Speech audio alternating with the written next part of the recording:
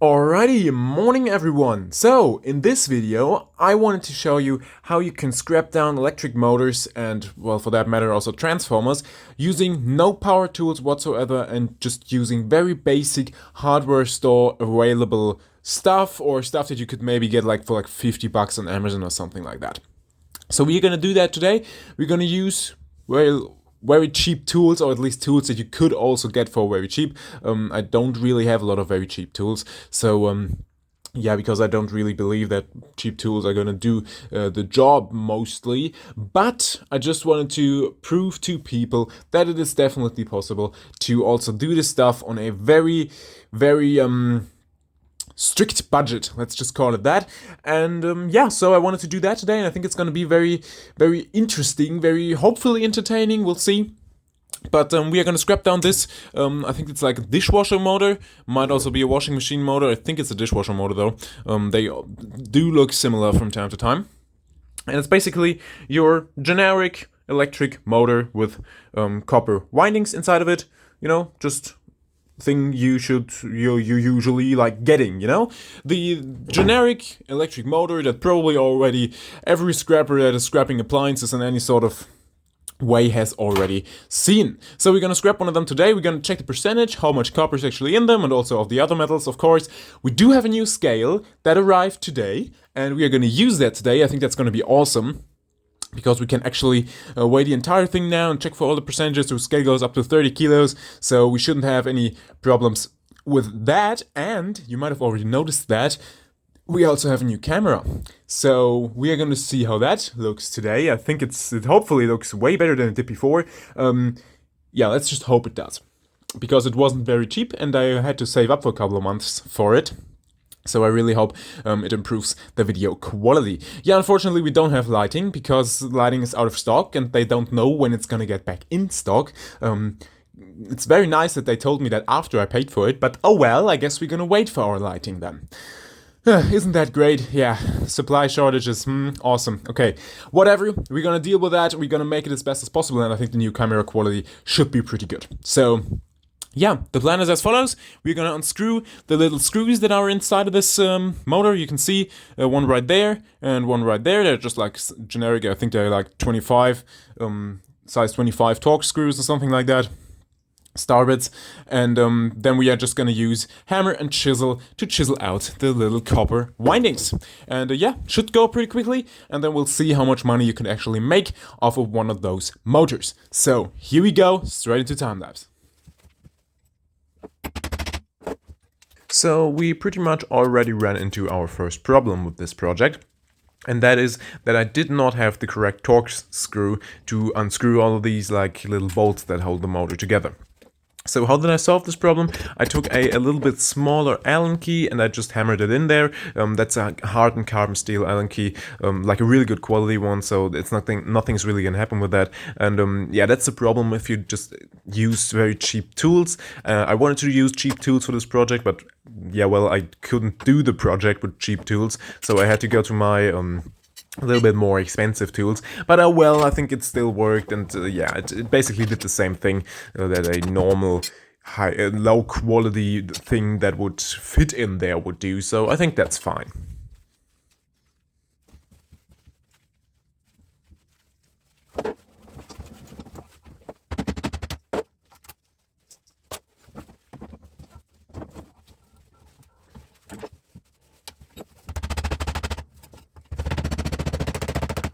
Okay, so let me quickly explain what I'm doing there and what is important to take into consideration when you are doing this.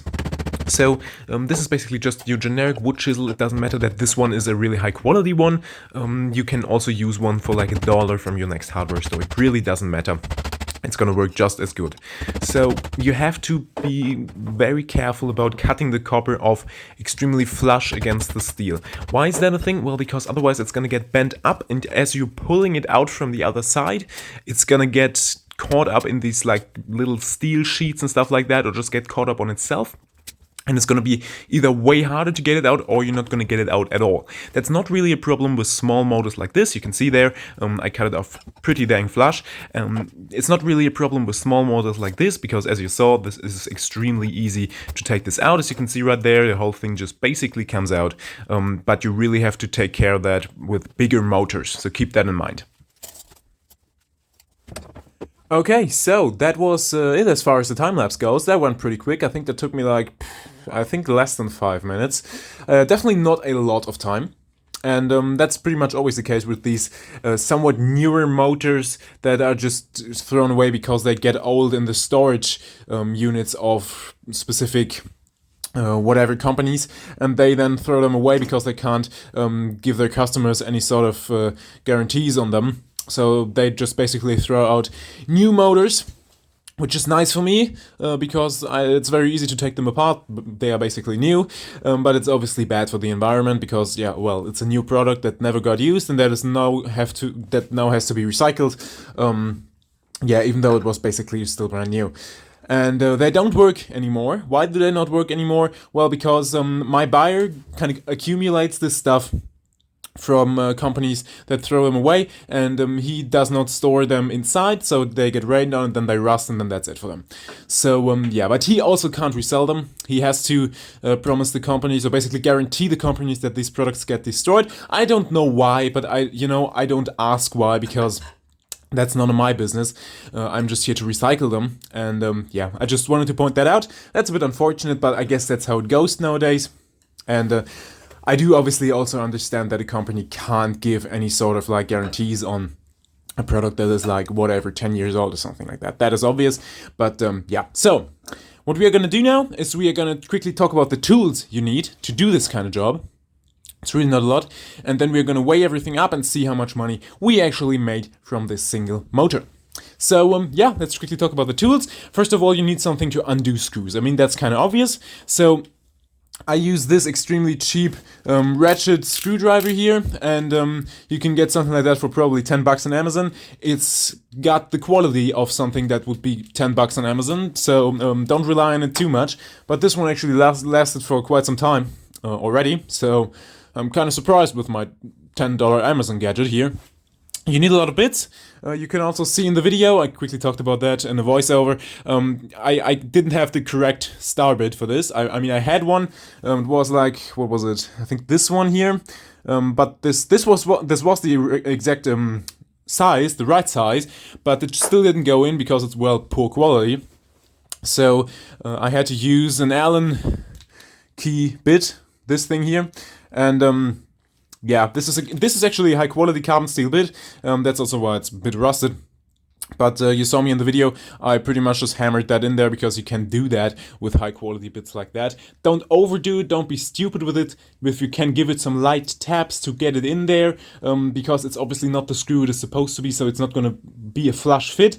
But you can really do stuff like that, and it's not really going to hurt your tool. As I said, if your tools break because you hammer on it like I don't know what, then yeah, I'm not to blame because, well, that's your fault. But it's definitely something that you can do. I'm not saying that you have to do it. It's something that you can do if you don't have the correct tools. So, continuing on, you need a pair of side cutters. I mean, that's kind of obvious. You have to cut a lot of copper stuff anyway, so might as well get a good pair of them.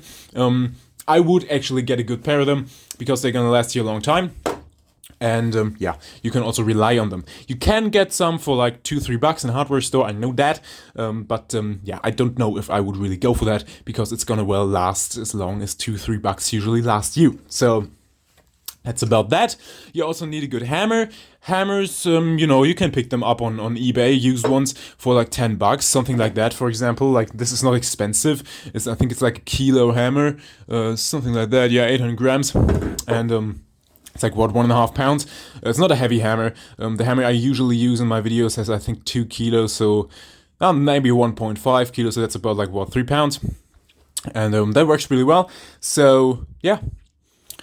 And the other thing you obviously need is something to cut the copper. You can use an angle grinder, but we did this video with the whole purpose of not using power tools, so you can also use a wood chisel. Wood chisel actually works really well. It's not very much slower than an angle grinder, and it also doesn't make any dust, and it also doesn't really make any noise, and so it's a really, really good tool for that. The only problem is you have to hammer on it. It gets kind of exhausting after some time, but you know, that's just kind of how it goes. You can obviously also use an air compressor with an air chisel, which is my setup, which is way quicker than an angle grinder, but that's kind of pricey and definitely not power tools, so we're not going to talk about that today. As I said, you also need a good assortment of bits, because otherwise you're not going to be able to take apart a lot of stuff. This is not enough. Yeah, I mean, it looks like there's a kind of good selection of bits in there. It's not. It's garbage. You can't use half of them, and the other half is, well, barely usable. So you really have to get a good bit set. That's basically what it comes down to, because you're not really going to get this stuff apart without it. What you can also have, which is not like detrimental, but it's useful, is something like that. Either like a vice grip or something like that, which is probably called like pipe wrench or something like that. I think a pipe wrench is a little bit different, but you can use this for clamping down pipes and stuff like that. I don't know the exact name for it. It's a useful tool, okay? So if you want that, get that as well. These are not very expensive. And in total, you should be good with approximately $50 here. So yeah, and you obviously don't need any electricity. You can do that basically just with these tools. You don't need anything else. So the only thing that's really left to do now is to weigh everything up, and we're gonna do that right now with our beautiful new scale. Would you look at that? Isn't it pretty? Yes, I think it is. I really like this thing. I tried it out a bit and fiddled around a bit with it and checked how I can go from kilos to pounds and back and stuff like that. So it should all pretty much work now, hopefully. We'll see. But yeah, we're gonna start by weighing up just like everything in total, and then I'll tell you the exact percentages of what we had here and how much money they're actually worth. So yeah, let's go ahead and do that. We'll start with the steel actually. I'll put that on the edge right here. And look, it even lights up when you put stuff on it. Isn't that nice? Yes. I think that's very cool. So we've got the screw here. We've got the aluminum. Yeah, like that. And we've also got the copper. So that's 2,325 grams, or about 5.126 pounds. Yeah, I say that's pretty decent. In total, these are usually kind of heavy. This one obviously has very thin steel plate, as you can see right there. But they usually are a bit more heavy, especially the ones that come out of washing machines. They are definitely way more heavy. They go towards like the 4 kilo or like, what, 10 pound category. So yeah, that's pretty good. So let's now check the percentages. We will remove the copper and the aluminum. Just like that. We've got 3.5 pounds approximately. Or like, let's check what that would be in kilos. In kilos, that would be 1.58 kilos, and that's approximately 70%. And yeah, I would say that's pretty much average for all the entire electric motors that you're going to get out there. Obviously, if you only buy the stator, you're going to have way better percentages. We calculated that out in one of the last videos. Check them out if you haven't already. And they had approximately 50% copper content in them, which is really good. I don't think this one had this good copper value actually, but yeah, whatever. It doesn't really matter now. What we have here now is all the steel. We're gonna remove the steel now. As I said, steel has 70%, approximately 70%. It's not always extremely exact. I mean, you obviously know that, but yeah, it's exact enough. You don't really have to know the entire exact percentages. We'll check the aluminum. The aluminum is 326 grams, or let's check what that is in pounds. That is 0.7 pounds. Yeah, pretty decent. That's like 25 to 30 cents for me. It's alright, it's not great, but it's okay. So we'll also check the copper. What happened there? Why is it saying that weighs 900 grams? It's not saying it weighs 900 grams. Ah, you little dummy. It says 0.9 pounds, obviously. My goodness. Okay, whatever. So we have to subtract a little bit for the bucket. I think it should be approximately like 700, like 0.7 pounds.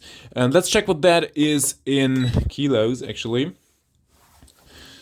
It's about 400 grams, pretty good. As I said, the bucket weighs like I think 80 grams, and so we have to subtract that. So let's just say we have like 340 grams, which is pretty alright. That would be, well, like really approximately $2 for me, maybe 2.2, something like that, in euros. And so 2.5 euros would be the stuff that we got in total, and that would maybe be like $3. It's pretty good, you know. If you take into consideration that it really only took me, I think, 5 minutes to scrap this motor, it's pretty alright, you know. That would be like, what, $6 for 10 minutes, and then times that by 6, like $36 an hour. I would say that's decent, you know. I would definitely not complain about making $36 an hour, and that is also approximately what I usually make when I'm scrapping down motors and transformers that I bought from my customer. So yeah, but besides that, we also have to take into consideration that you might have to pay for those. So I usually pay around 70 euro cents a kilo for those, and that would probably be like, I don't know, maybe 40 cents a pound, something like that, in dollar cents. Something around that. I think that's pretty much what I usually pay for that kind of stuff. So that would mean, as we made approximately $3 from this whole motor, that we would have to spend around $2 to get it. And as these motors obviously don't have that great copper percentage in them, only, as I said, around 15%. You can get them up to 20, but it kind of depends on the motor. And so that would mean that we made approximately $1. And that would be like, I mean, maybe 33, so 1/3 of profit. That is decent. Yeah, that is really alright. That is definitely alright. The problem is that these are obviously very small, so the profit isn't that majorly big, and you would make like approximately minimum wage. Yeah, like $12 an hour is realistic, and you can definitely calculate put that into your calculation. And yeah, so I wouldn't entirely rely on those to make a living, but it definitely can work. It just depends on your cost of living, basically. For me, that would be enough. I would be happy to make a little bit more, obviously, and I usually do, because I really only buy these because they are just in the bunch that I have to buy, and yeah, I just don't really care because I'm still making money off of them, and they are really easy to do. So that's also a really cool thing, and you also get into rhythm with them, so you can really get pretty quick production done with them. So yeah, I would say that was pretty interesting. I really liked the scrap down of this because I always wondered what you can actually make from this, how the percentages are of steel and aluminum and copper and stuff like that.